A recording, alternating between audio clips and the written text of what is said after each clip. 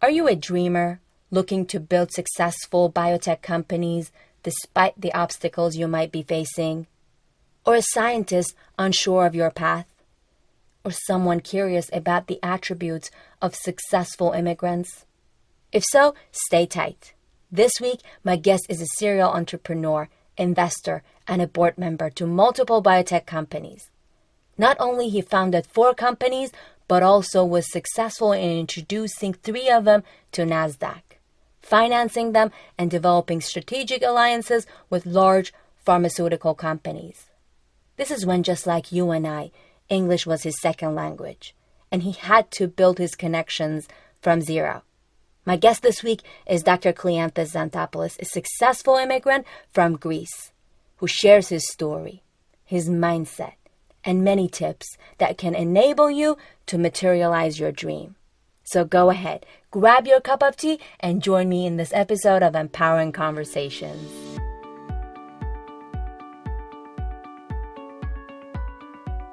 Hello and welcome to the Empowering Conversations podcast, a place to get inspired, challenged, and empowered by stories of immigrants who build their success from zero. I'm your host, Mehran.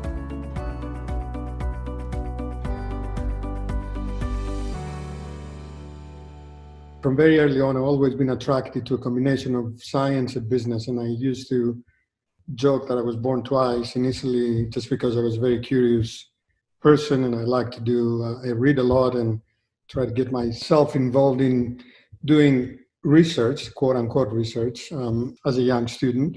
But I also had an affinity for business ever since I remember when I was starting, working with my father and dealing with the transactions on a daily basis in a fruit market, essentially going 2 parallel lives, one in scientific research and business. And as a result, I knew that I wanted to do something more than stay in Greece and graduate and go to medical school, which is, the path that was laid out for me. I lasted 3 days in medical school because I just didn't like being among corpses and doing the autopsies initially. So I chose to follow a master's and a PhD. I left Greece to immigrate to Sweden, where I did my graduate work. And then from there, I sort of avalanche to a number of things. I'm fortunate enough to have many fellowships and recognized for the work I was doing. So one fellowship led to another, one task to a second, etc. So I moved for my postdoc to the United States for about 4 years.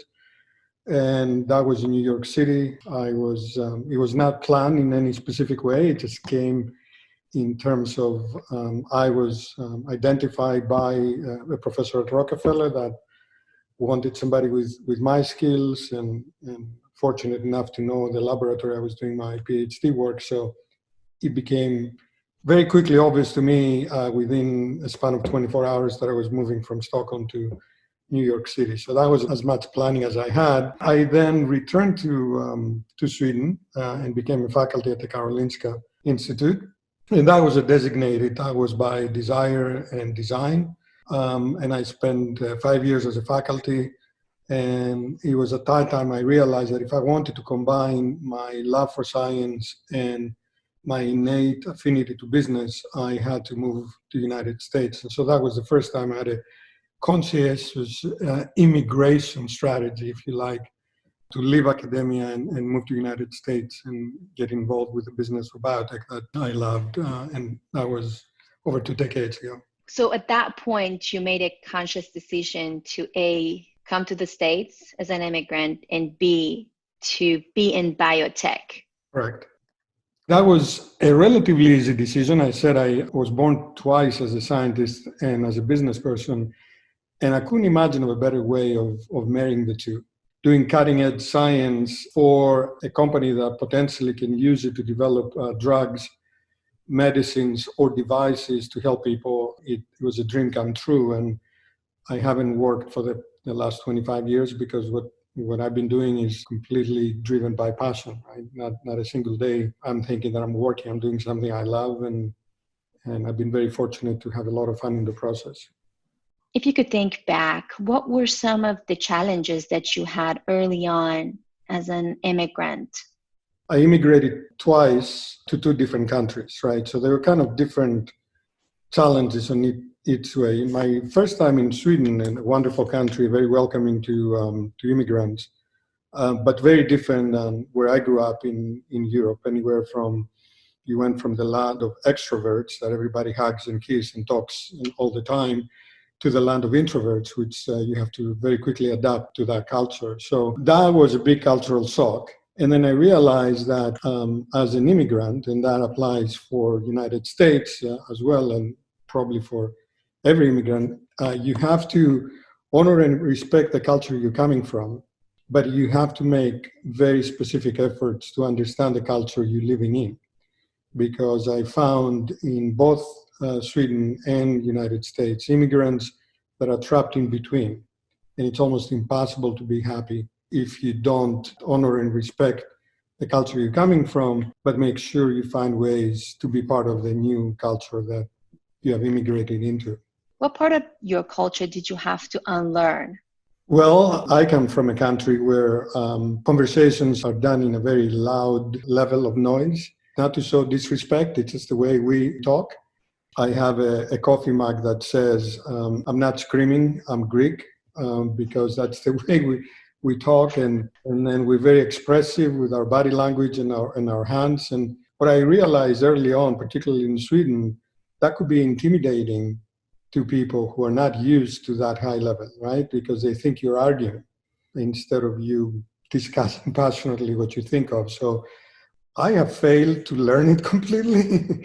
Some of my kids still make fun of me on this front, but it's something that definitely I saw that a lot of people would close up feeling uncomfortable in the way I was expressing my ideas, coming across to perhaps dominant and maybe aggressive.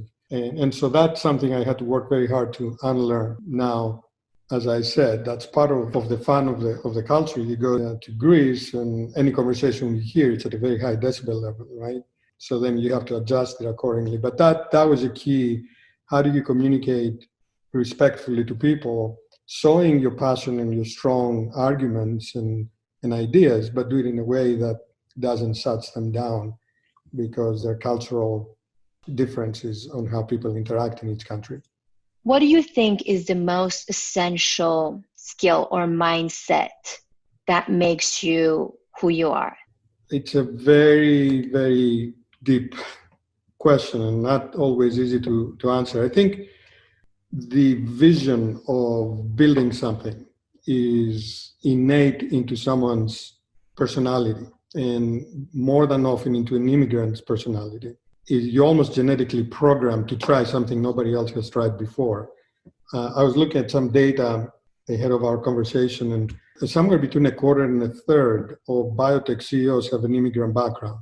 Over a quarter of R&D people in pharma and biotech are immigrants. So clearly that tells you two things. One, as I said, there's a natural selection, right? The people who want to do something, they get attracted to where the critical mass, the fun is, and they will try to get there. But to succeed as a CEO, not just a company founder, you need to very quickly accumulate many other skills. And one of the most important things is to always be open to learning. Never let your ego go between you and potentially a successful outcome. And learning means you learn from your peers, you learn from the people working with you, people working for you, the people you work for. You identify mentors, and you constantly ask questions without having to expose your so-called weaknesses, because they're not, they're strengths, right? It's only from a position of strength where you go out and ask your mentor or your peer, I have this issue, I have this challenge. Have you had this before and how did you address it? And that's, I think, extremely helpful for potentially being successful. There's a famous saying that every person that you meet is your teacher and your student. Correct. And that's the other part of the equation I was coming to. At some point after so many years, 4 companies, and I'm about to potentially launch another one, it's also time to give back. So if you are fortunate enough to have that drive the wheel, then it's your turn to mentor young entrepreneurs. Looking back, one of the best accomplishments that I would say is that I've seen over a dozen people that work for me now have built their own business. They're their own CEOs, they're their own leaders. So I'm extremely pleased for that track record. Yeah, absolutely. Given Kleanthis' extensive experience in business, especially drug discovery, I asked him some of your questions on choosing a field, starting a company, and skill sets necessary to succeed at his level. You're a scientist, but also an accomplished businessman. What advice do you have for scientists that like to be a little more business savvy?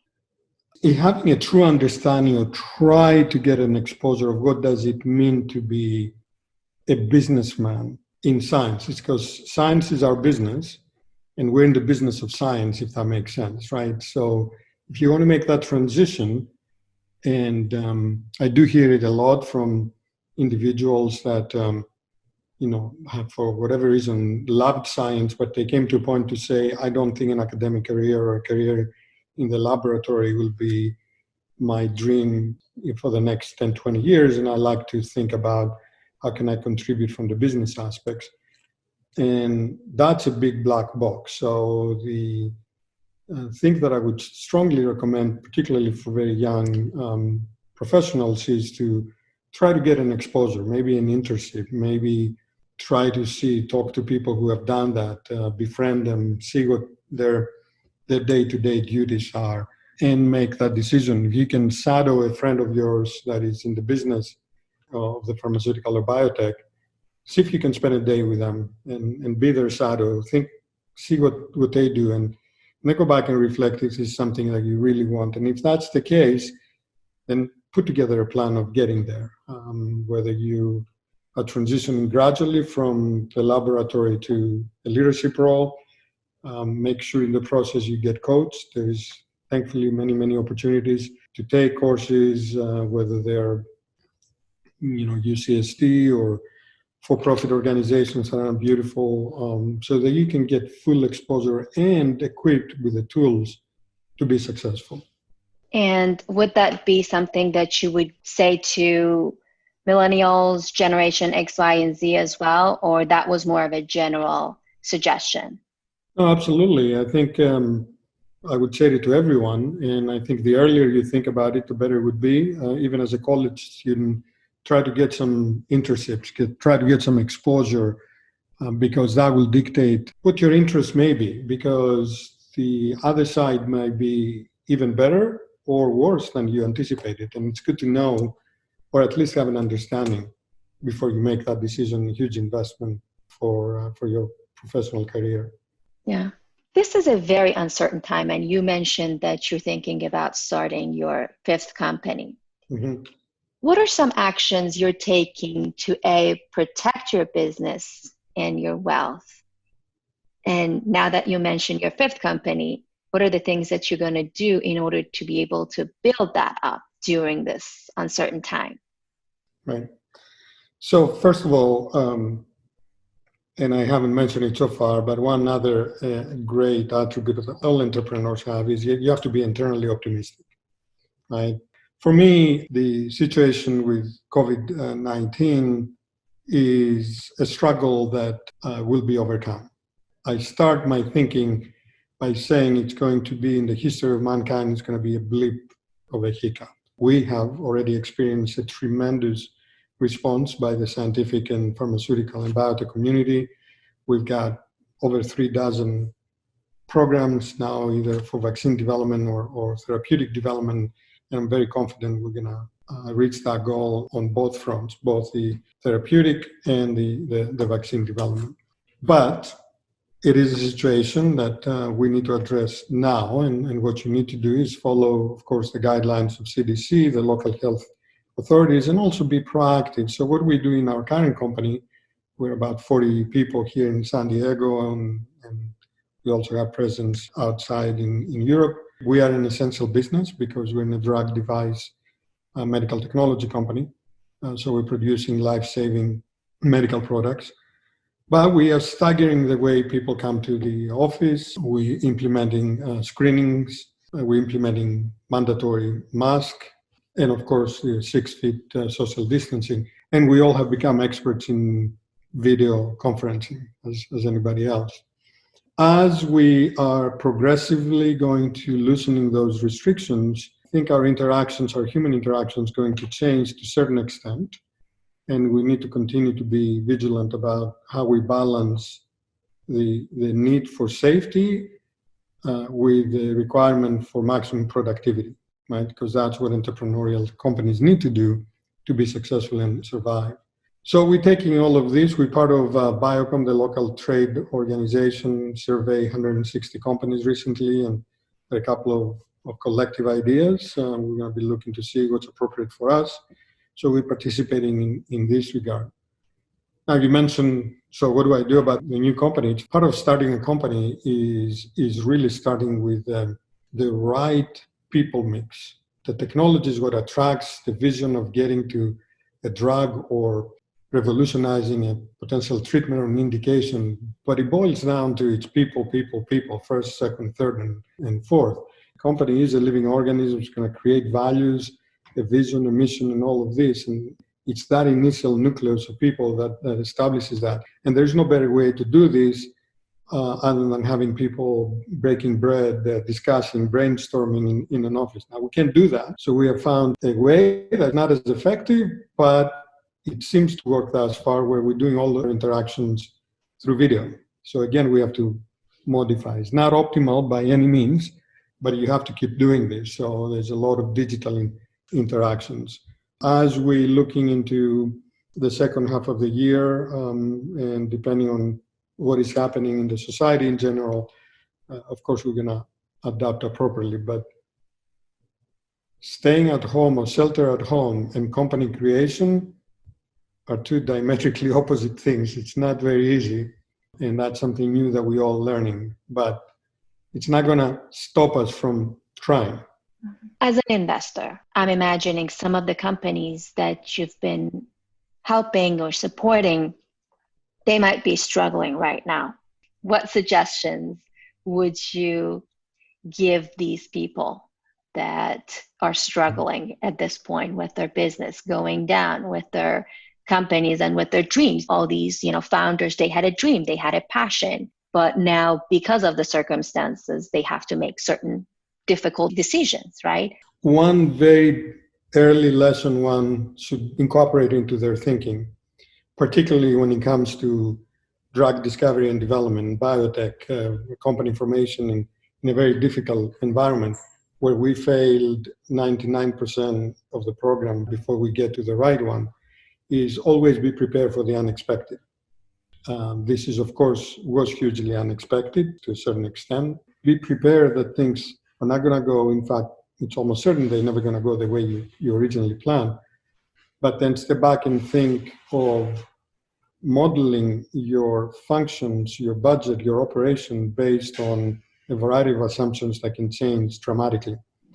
And you recall when we worked together at a biotech company, one of the goals was operate with at least 24 months of cash, because in a company that loses money, and in our case back then, almost $50,000 a year was our, $50,000 a day almost was our deficit. You have to think about how to do this in a way that you have the ability and the time to adapt in a situation like this. So what advice do I give this, of course, for future planning? Use your financial resources as a strategic asset, because it is. Use your people as a strategic asset, because it is.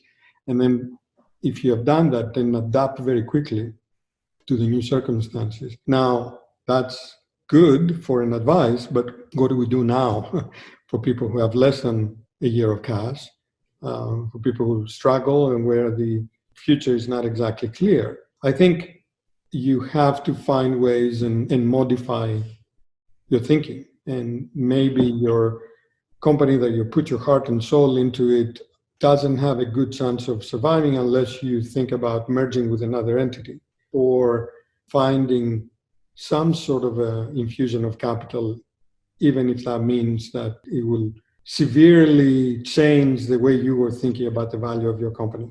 Because in the long term, if you're successful, it's not going to be material.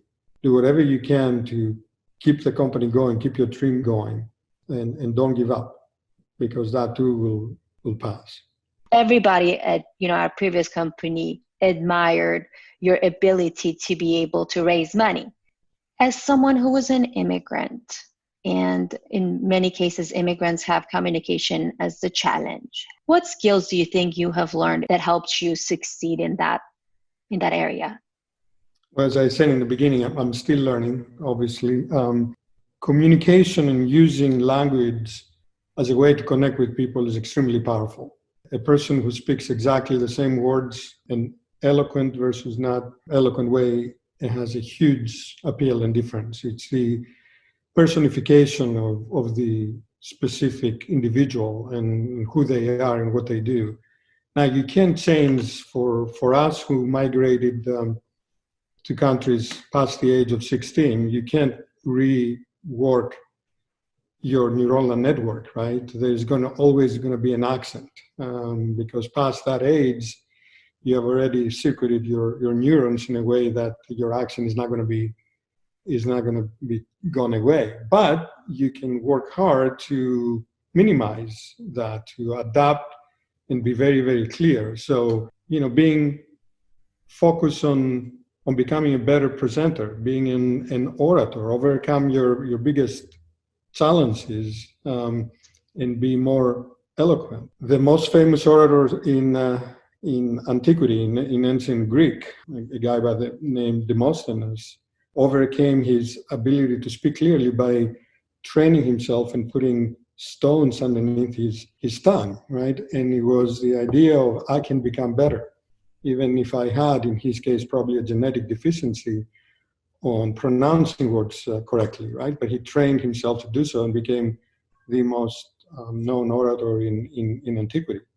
So whether you're Iranian, Greek, or coming from any place with a heavy accent, you can improve that. Make sure that people understand you, and that's the end point. Nobody is going to ask you to completely cover your accent, because frankly, it is also, and depending on the accent, it could be cute to have an accent, right? But that doesn't mean you can learn how to communicate effectively and very clearly. And that is something you need to work hard for. Given your constant need to raise money, you need it to be influential. And for that, you needed to have network. Another thing that immigrants struggle with is networking skills. Who do we network? Starting that network, and building that up. What are some suggestions do you have for somebody that is building their networks to be where you are? First of all, a lot goes to when investors evaluate a new opportunity, and there are many, many, many companies that are being formed, many ideas. A lot goes to what I said before, evaluating the people that are involved with the entity. And so transparency and credibility is incredibly important. That's the number one thing, right? To be true to what you want to do, very transparent, very open, very honest, and so that you gain credibility. And then how do you take that to a different level where that is essentially now opening up a group of people, a network of people that you can start expanding your relationships, your ability to have a connection. And that goes back to, at least early on, is the power of the appropriate mentors. They will introduce you to new groups that your immediate circle is not reaching. In the era today of social media, a lot of the social media network and groups are very important, whether it's a directors group or trade organization or young professionals, any kind of trade. Everyone should evaluate those. Not all of them will be appropriate, and some of them may disagree with some of the visions or the values that you have, but those are good platforms to explore, and then focus on the ones that you feel connected to expand that. And from there on, it's a catalytic reaction. So you have the initial steps going, and then they amplify, almost self-propelled. By that I mean, if you have build the initial group of people and you say you're in a company that needs to raise capital and you're at a certain stage, you typically engage professionals to help you, investment bankers, entities that do that. They will then, by definition, going to introduce you to new sources and et cetera, et cetera. So your circle is going to be continue to expand. But it boils down to the very core things that I said in the beginning. You stay true to what you believe, very open, honest, transparent. That's how you gain the credibility, and that's how you create long-lasting relationships. Many successful people have a deep understanding of their core values, their guiding principles. These values act as an internal compass, helping them making tough decisions. If you don't know your top 3 or 5 values yet, in the show notes I have provided you with several links that can help you. Be patient, as finding your core values might take weeks or even months, depending on your self-awareness. If you could give an advice to the newly immigrated version of yourself, what would you say to him to make his life maybe a little easier, a little more successful, a little faster? That's a very insightful question, because there's not a single answer, right? The pursuit of happiness and success is defined by the individual characteristics of the person you're looking for, but it starts by having a self-respect and a vision of what you want to be. What is it that you want to contribute to the society you're immigrating to? What are your goals? Not just the short term, but overall goal. And is this a country you're immigrating because ultimately you want to live and grow old into that country, or is this a transient immigration? So I think the advice I would give is think hard of what is it that you want to accomplish, and make sure you do that in a way that self-respects your core values, that you never deviate from. And by that I mean it's not the means to getting somewhere, but it's also how you get to that point. If you're going to violate some of your core values, it may not be worth the end game. So define what you want to do to the extent that you can visualize, put goals for yourself, and then stay true to your values. Respect your culture you're coming from, but make a huge effort to understand how the new country and the new culture works, and be part of it, enhance it, enrich it, because that's what we immigrants do. We bring in the best of aspects of our cultures and enrich the culture of the new country we immigrate to. Now, do you have any regrets in your life? Who doesn't?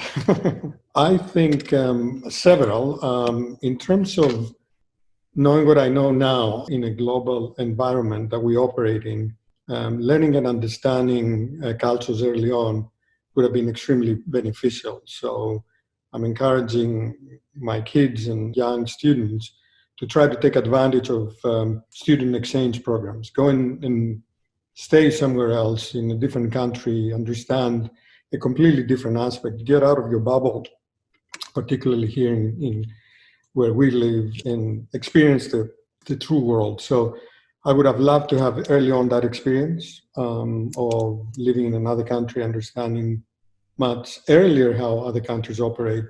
That prepares you for many, many challenges that you're going to face in the future. I think educational-wise, balancing biology and medicine with something completely different would have been a lot of fun. Let's say philosophy.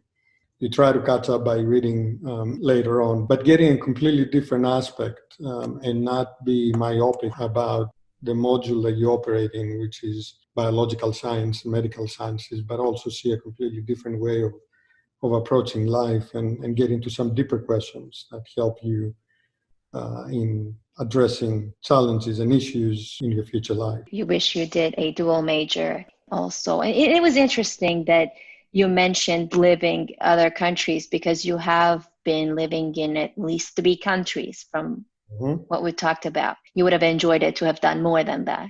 Yeah, especially if I could have done it early on, let's say in the high school years, where you take, 6 months and you go to a different country or something like that. I think it kind of morphs your personality if you are to be a global citizen, and I think everybody should aspire to be a global citizen these days.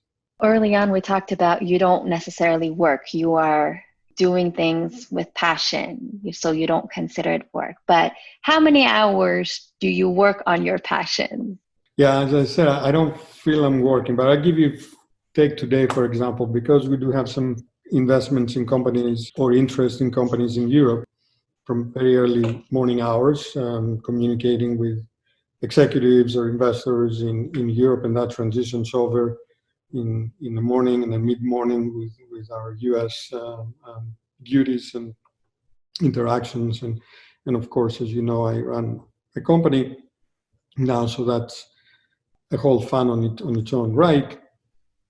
It will go to a full day of 10, 11, 12 hours. But I'm also very good in breaking up. I'm religious in breaking up when I need to have my coffee, and I'll take my time to brew my coffee and do that, and also find ways to devote to family. So after a certain period, phones are off and computers are off, at least for a couple of hours, and then starts again towards the night. So I think I've found a way to balance, what I love to do, but within the things that I like to do professionally. But also family is extremely important. Exercising, as being a former athlete, it's always something very, very important to go out. Even in these difficult times, you need to find a way at least to do something outside of the house. It's a full, very busy day, but that's the way I like it. Is there something that you wish you could share with the audience and I haven't given an opportunity to do so? Maybe, using this as an open mic to give a message to our audience who are mainly immigrants.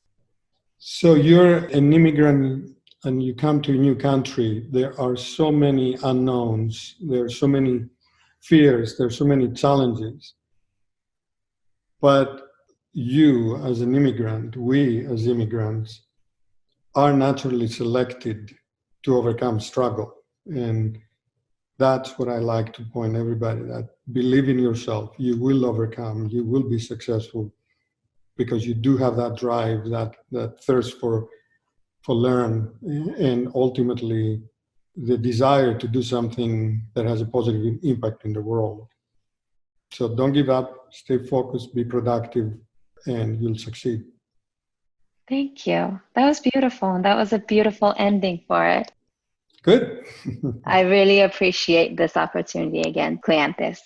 Thank you. In this episode, Kleanthis shared his immigration journey, his insight as a successful, passionate Greek immigrant, and offered many suggestions to build businesses during what seems to be a difficult time for all of us, and ways to enhance our careers, especially in the biotech industry. Did you happen to have an aha moment? If so, write it down now. And if it aligns with your values, act upon it now. If you have burning questions for him or my other guests, make sure you connect with me and ask those questions.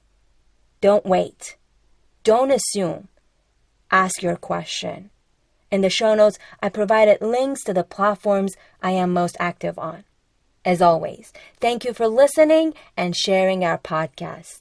You, my audience, mean the world to me, and I know I will see you and your friends in the next episode of Empowering Conversations, where all of us can learn from successful immigrants, one conversation at a time.